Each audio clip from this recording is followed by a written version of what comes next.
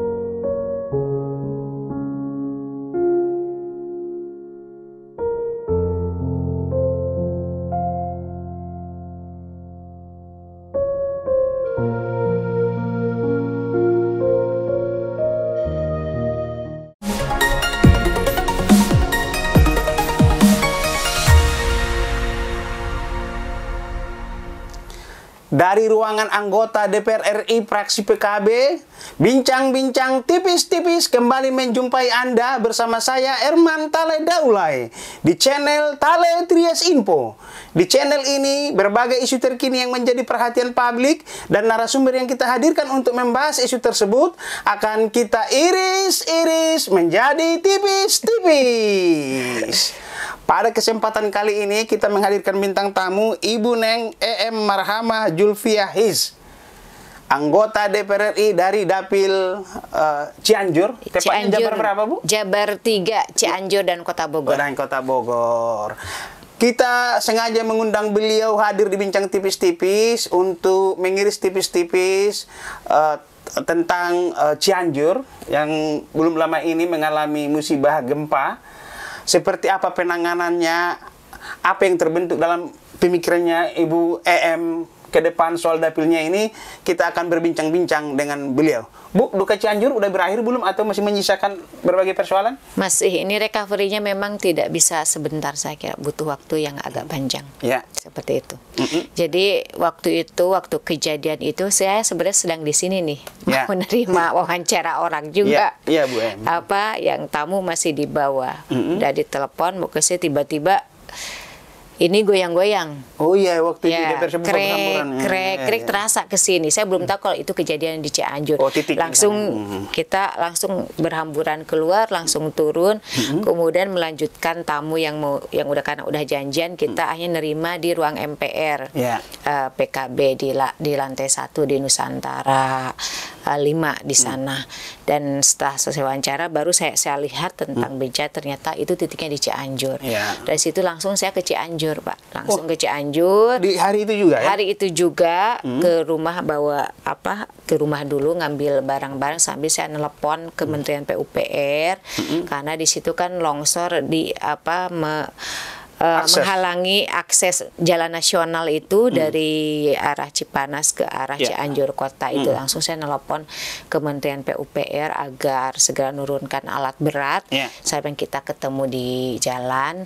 Terus kemudian dan saya nelpon bukan BMKG, Basarnas, karena itu rescue kan, betul. Pasti udah rescue, pasti kebutuhan utamanya itu dua yang saya telepon. BMKG tidak saya telepon. Terus karena kan sebenarnya Komisi 5 juga sedang rapat, BMKG itu tuh sedang rapat di bawah kan, gitu. Terus kemudian mau rapat tuh ternyata dihentikan, ditunda, seperti itu. Saya langsung ke sana. Sore udah ada Balai Jawa Barat di Bina Marga di sana, tapi alat berat ekskavator baru 2 yang kecil-kecil. Saya bilang ini sampai kapan kalau sampai kemudian hanya 2, harus alat berat yang lebih besar dan dari arah sana juga ada. Terus kemudian akhirnya informasi Pak Menteri mau datang. Alhamdulillah saya tungguin sampai jam 2 malam tuh Menteri. Pak Basuki. Pak Basuki itu baru datang tuh jam 10-an kayaknya, jam 10 apa jam 11 seperti itu. Bu. Kita datang, terus kemudian ya alhamdulillah kalau Pak Basuki datang langsung kan ini alat berat segera jam 10-an langsung ke sama dirjen-dirjennya kan. Akhirnya saya lihat juga ya benar aja seperti apa yang prediksi saya. Pak Menteri juga akhirnya meminta alat berat untuk segera ditambah dan datang alat yang lebih berat. Itu kan kecil ya, ekskavator kecil itu sampai kapan tuh kalau itu. Terus akhirnya saya tungguin sampai alat berat itu datang. Berarti kalau anggota dewan yang nggak turun mungkin masih Iya. yang dua-dua itu aja mungkin. Iya. Itulah Karena manfaat kehadiran dewan iya, itu. kalau kehadiran itu, kalau nggak hadir tuh ini gimana kalau dua ini itu, terus kalau terlalu banyak kata mereka bermanuvernya susah Bu ya, tapi sampai kapan, nggak akan cepat gitu kan. Akhirnya sampaikan ke menteri, ini Pak alat beratnya masih sedikit, harusnya agak banyak. Ya udah akhirnya alhamdulillah turun jam 2 malam baru nyampe alat beratnya. Waduh. Itu tuh itu udah menteri yang nelpon Pak. Iya, sekelas menteri lu itu. Iya. Iya. Kalau menterinya nggak nelpon mungkin bisa lebih lama lagi Pak. Iya. Seperti Aduh. itu, kayak gitu ya. Kayak gitu. Jadi kalau Iya, menteri yang nelpon itu jam 2 malam tuh baru hampir 4 jam. iya, baru datang. Ya sudah, saya tinggal. Setelah alat berat datang, saya pamit, terus kemudian langsung saya melewati di daerah situ, di pinggir jalan saya lihat ada pengungsi pakai tenda-tenda. Kan sepanjang perjalanan dari dewan ke sana kan orang ibu pasti ada di sana dong, sebagai anggota DPR tentu punya perwakilan di sana. Apa komunikasi sudah jalan kan? Udah komunikasi, kondisi, saya mau turun gitu kan, kondisi dan sebagainya. Saya juga waktu pas datang ke sana juga memang masih ada masyarakat di pinggir jalan yang menangis ya, kita peluk kenapa gitu kan, dia langsung menangis bahwa nenek saya belum ketemu di warung itu yang kerubuhan. Terus ya ada beberapa di situ juga masih pas kita ke sana juga masih ada orang-orang yang berdiri yang keluarganya belum ketemu gitu kan. Seperti itu, tentu dengan berurai air mata ya, kita tidak bisa berkata apa-apa kan. Iyalah. Nggak mungkin bahasa sabar dan sebagainya, hanya kita bisa meluk aja gitu kan. Betul. Udah nggak bisa berkata-kata gitu kan, masa mau bilang sabar gitu kan. Juga kan seperti di saat yang seperti itu kita hanya bisa memeluk kayak gitu. Terus kemudian ya mereka akhirnya nangis gitu kan, nangis mungkin merasa ada bebannya minimal, mereka keluar dengan menangis ya, sampai itu aja. Terus kemudian sampai nunggu terus kemudian berkoordinasi kementerian.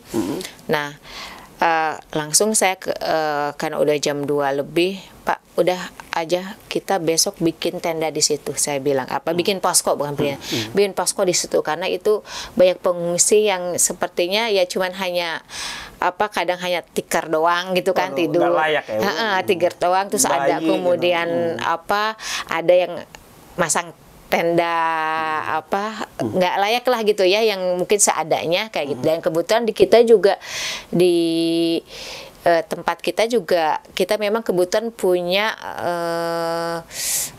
kayak terpal banyak dan sudah habis katanya waktu itu juga. Udah ketika itu udah habis Bu, udah banyak yang minta, oh ya sudah nggak apa-apa gitu kan. Jadi mereka banyak pakai terpal kayak gitu.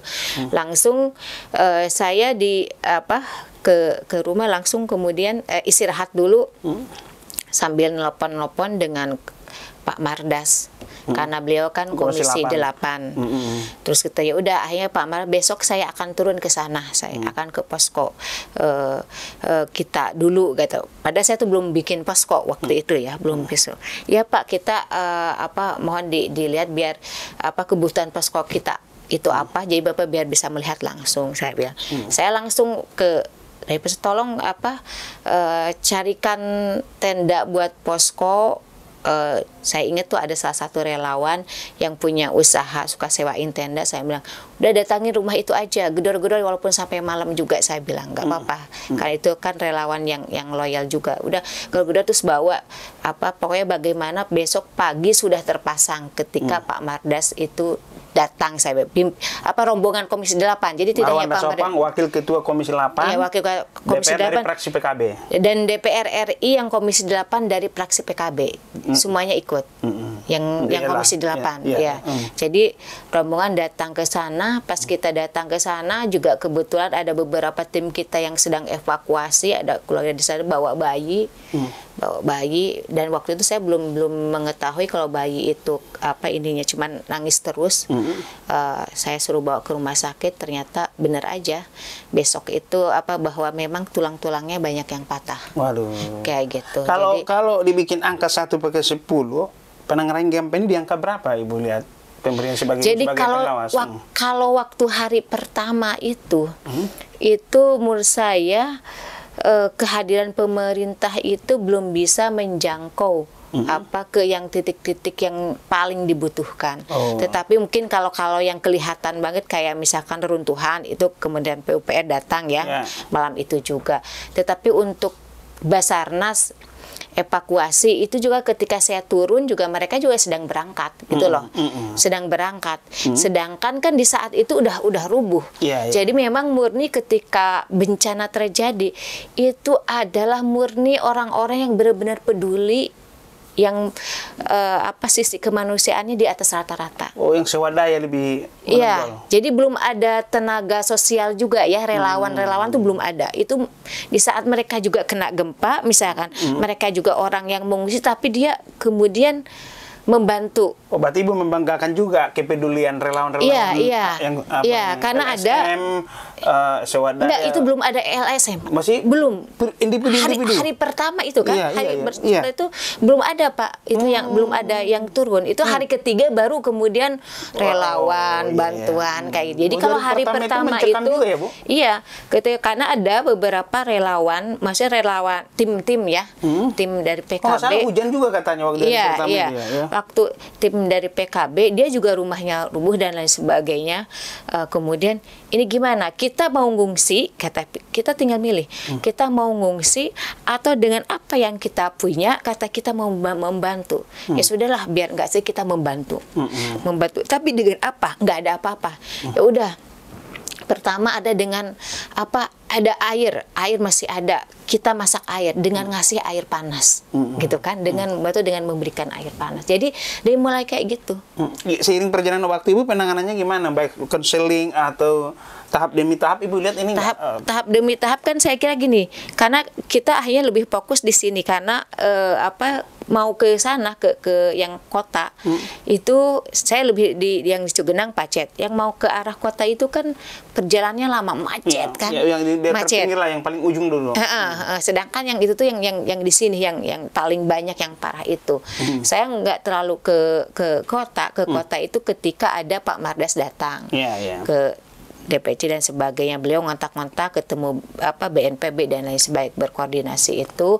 Terus alhamdulillah kita juga akhirnya tenda yang dari Kemensos itu datang beberapa, terus alat-alat dapur karena kita juga mau buka posko masak ya. Alhamdulillah kita yang masaknya itu ada anak buahnya Chef Juna ya. Masuk anaknya sebelumnya. Jadi kedai mereka yang masaknya alat-alatnya dari Tagana Sukabumi yang didistribusikan ke kita. Jadi dan presiden juga datang waktu itu habis lihat itu mampir ke situ, tapi tendanya belum bagus, belum banyak gitu kan. Seperti itu. Sampai sekarang Ibu penanganannya gimana? Masih ada menyisakan persoalan banyak atau memang sudah signifikan penyelesaiannya? Jadi kan kayak gini,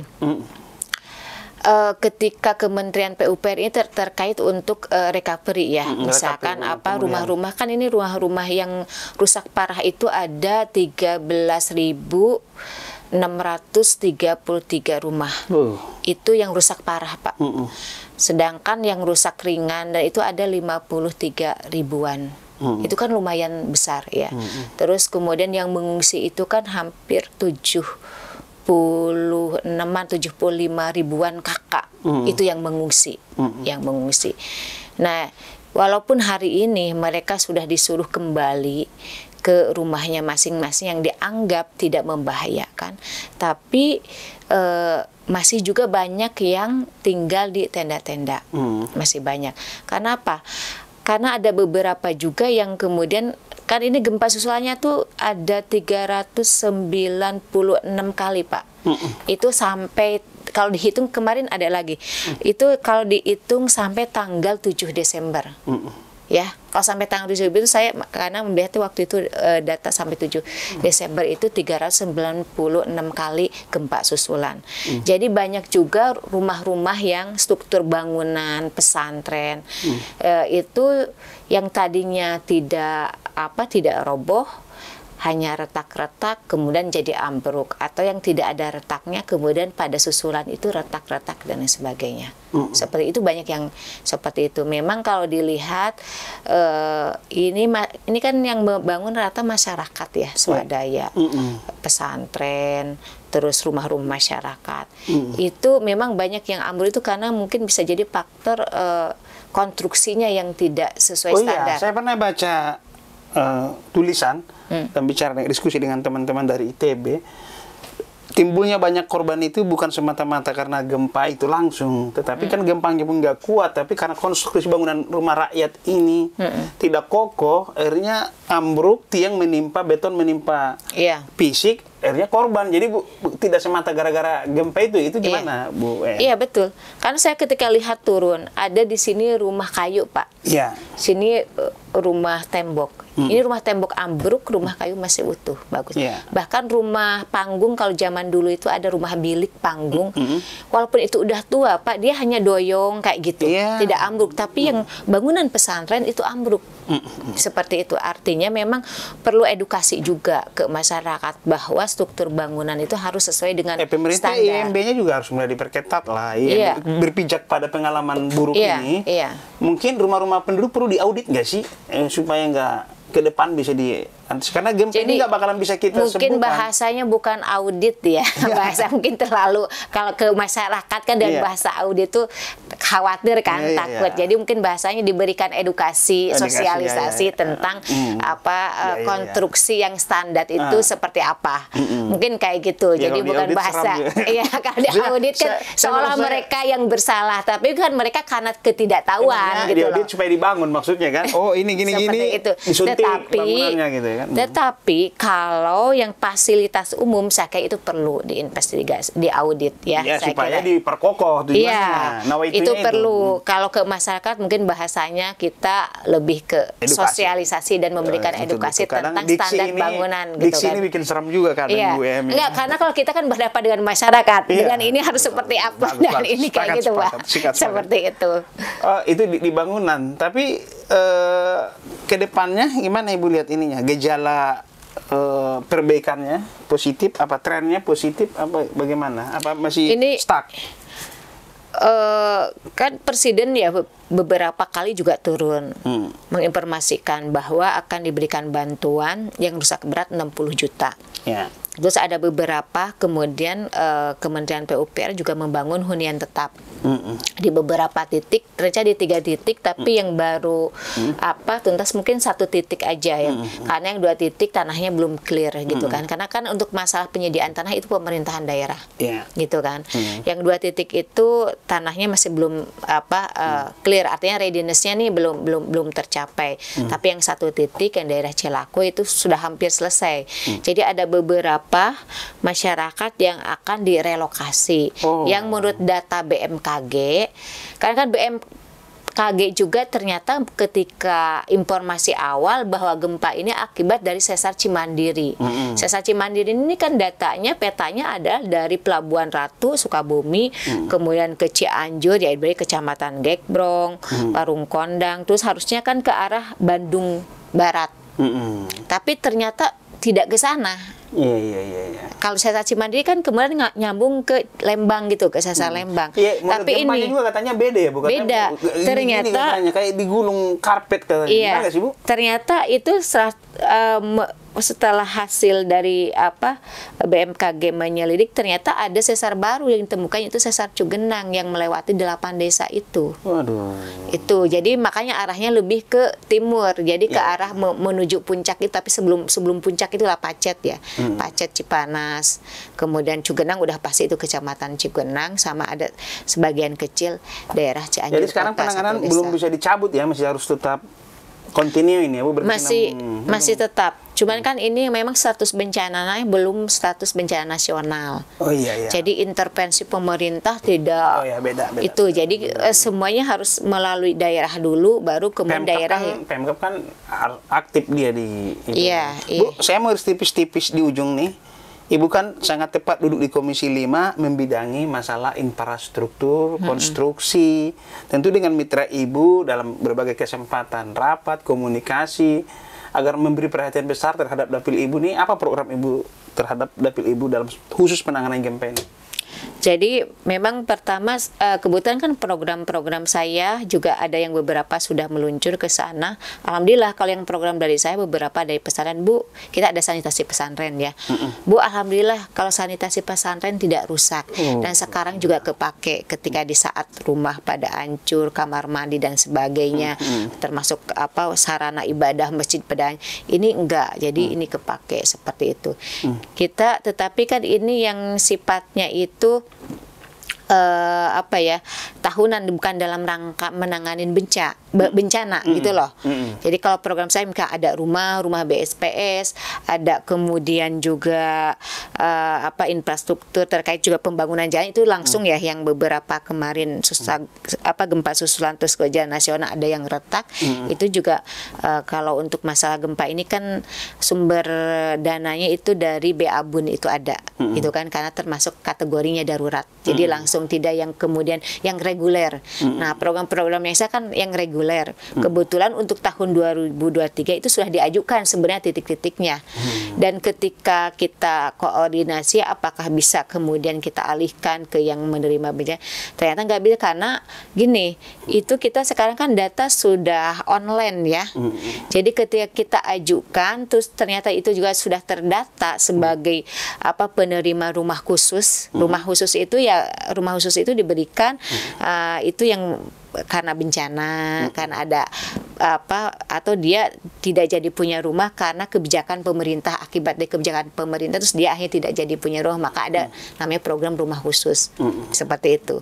Itu kan sudah online nih Pak. Jadi ketika mereka itu datang, jadi sistemnya itu sudah, aplikasinya mereka datang, kemudian memoto rumahnya, kemudian langsung nanti itu ketika dipoto itu langsung akan muncul di sistem itu langsung rumah rusak berat, rusak ringan dan lain sebagainya.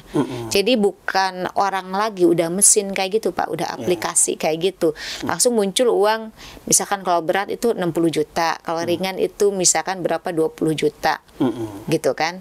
Atau kalau sedang, kalau berat itu 10 juta misalnya, seperti itu.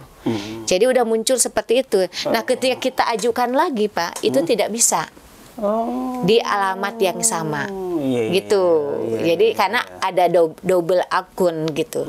Tetapi yang permasalahan yang terjadi sekarang tuh seperti ini. Dulu mereka itu dalam satu rumah ada beberapa kakak. Nah, jadi ketika ini diganti kan hanya program pemerintah hanya melihatnya kan fakta bahwa ini satu rumah, ya udah satu rumah untuk satu kakak. Nah, disitulah terjadi akhirnya ya konflik antara kakaknya, ini itu saya, ini saya gitu kan. Saya satu rumah ada 3 kakak, itu hak saya. Nah, itu yang harus kita selesaikan. Sebenarnya itu yang komunikasikan itu ya Bu. Itu kan tidak tercover tuh oleh aplikasi, itu tidak terdata, tidak tercover seperti itu, karena mereka tidak langsung ketemu orangnya, gitu kan. Langsung dikonsumsi gimana Bu? Pak, logistik pangan semua ini. Kalau di awal-awal, alhamdulillah, saya lihat kepedulian masyarakat gitu kan, termasuk jantan yang memang yang peduli beneran itu juga ada yang memang hari ini mungkin ya saya kira udah dunianya ya. Kenapa kemudian terjadi kemacetan total, karena mereka ingin memberikan, ingin eksis juga Pak. Ketika memberikan, mereka juga ingin eksis gitu loh. Jadi misalkan gini, bawa bantuannya 1 mobil, rombongannya misalkan 10 mobil, itu juga banyak Pak gitu ya. Bantuannya terus kemudian rombongan 10 mobil. Jadi mereka butuh eksistensi gitu kan. Selfie seperti itu tuh banyak gitu kan. Orang bilang makanya itu sampai ada yang dilarang selfie di gitu kan. Jadi untuk jadi konten apa dan lain sebagainya, itu juga banyak. Tapi apapun lah itu motifnya, saya sebagai orang Cianjur juga wakil masyarakat yang juga dipilih oleh masyarakat Cianjur dan Kota Bogor, mengucapkan terima kasih banyak. Tidak hanya saya kira masyarakat di sekitaran Cianjur aja, sampai kemudian dari Papua juga datang ke posko kita membantu pemerintahan Papua. Terus kemudian beberapa kayak kemarin dari Bupati Bojonegoro itu juga kemudian nelpon bahwa mau membantu sekitar, tapi ke bupatinya karena katanya apa 2 miliar kayak gitu, tapi nggak tahu dalam bentuk uang atau apa waktu itu. Jadi ada beberapa yang konfirmasi ke kita, dan kita juga banyak menerima dari, belum lagi PKB seluruh Indonesia kadang datang dari dari Babel datang, dari ini datang, belum lagi yang Patayatnya Pak. Patayat dari beberapa daerah lain juga pada datang.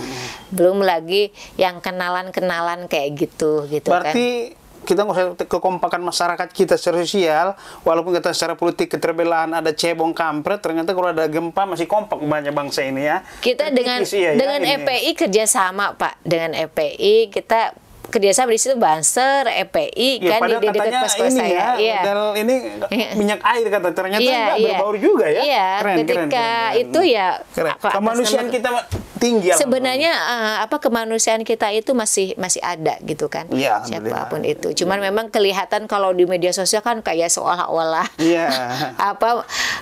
musuh bebuyutan gitu kan. Tapi ketika udah dihadapkan pada posisi seperti itu ya saling bantu. Oke, saya mau iris tipis-tipis terakhir nih Bu. Tadi di fisik saya Ibu udah lihat ya, walaupun belum sempurna, tetapi trennya udah mulai membaik. Walaupun belum ini. Di psikis dulu. Psikis, trauma, pendampingan seperti apa? Itu terakhir nih Bu, tolong iris tipis-tipis dulu soal ini. Psikis sih alhamdulillah, trauma healing juga kan semua pihak banyak yang menyelenggarakan. Perempuan Bangsa, Patayat itu juga sering, beberapa termasuk dari NU, termasuk dari tentara, terus juga ada dari komunitas-komunitas itu juga mereka banyak yang turun ingin trauma healing.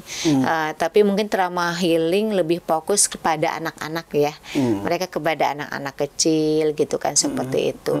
Nah, terakhir kemarin juga ada yang nelfon saya juga dari Kementerian Tenaga Kerja itu, apa nih bantuan yang tepat? Saya bilang padat karya. Saya bilang padat karya ini kan mereka lagi membersihkan puing-puing. Ini masyarakat seluruh kerja bakti, tapi kemudian mereka dikasih itulah ya uang lelah istilahnya kan. Jadi bahasanya padat karya. Terus sama saya tanya ke beberapa LPBI itu memang hunian darurat itu juga masih membutuhkan. Kenapa hunian darurat? Karena kalau hunian sementara kan sayang biaya terlalu mahal, sedangkan dia akan pindah gitu kan. Seperti itu. Ini kan menunggu mereka untuk pindah, mungkin kalau yang direlokasi bisa pindah atau mereka memperbaiki rumahnya gitu kan, itu kan pasti butuh waktu yang lama ini. Iya Bu. Berkaca kepada bencana Palu, NTB itu kan setengah tahun paling cepat. Ya, setengah tahun itu paling cepat. Paling lambat tuh 1 tahunan bahkan gitu kan, baru kemudian agak pulih.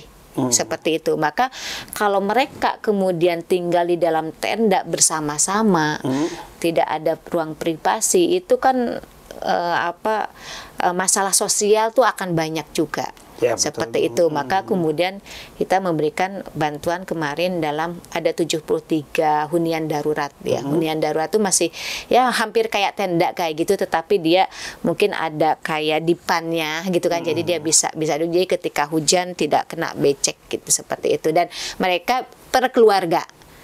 Jadi misalkan antara suami, jadi bisa lebih bisa meminimalisir konflik sosial lah kalau udah per kakak seperti itu.